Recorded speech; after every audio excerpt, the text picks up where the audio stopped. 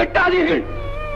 இந்த மருத மரங்களைத்தான் ஊர் மக்கள் முறையே பெரிய மருது சின்ன மருது என்று வணங்கி வருகிறார்கள். அரசே, மருது பாண்டியர்களை வெட்டாதீர்கள். எங்கள் மன்னர்களை வெட்டாதீர்கள்.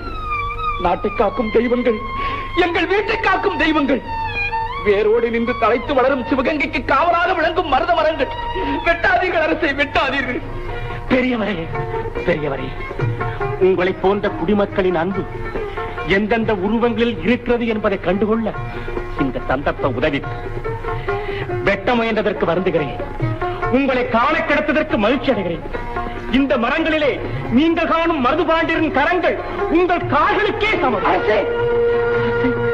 மகளே, இனி நீ ரகுநாத தேவரின் மகள் அல்ல, மருது பாண்டியரின் புதல்வி.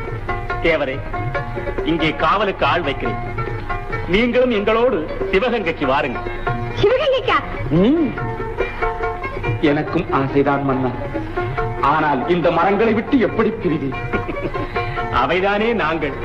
நீங்களும் எங்கள் அருகிலேயே இருங்கள். வாருங்கள்.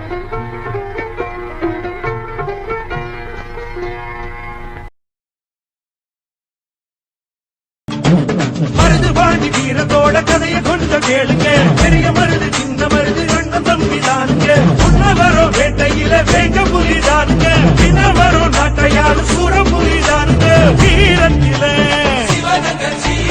மருது போல் வேலு கம்பு பிறந்தவங்க எவரும் இல்ல.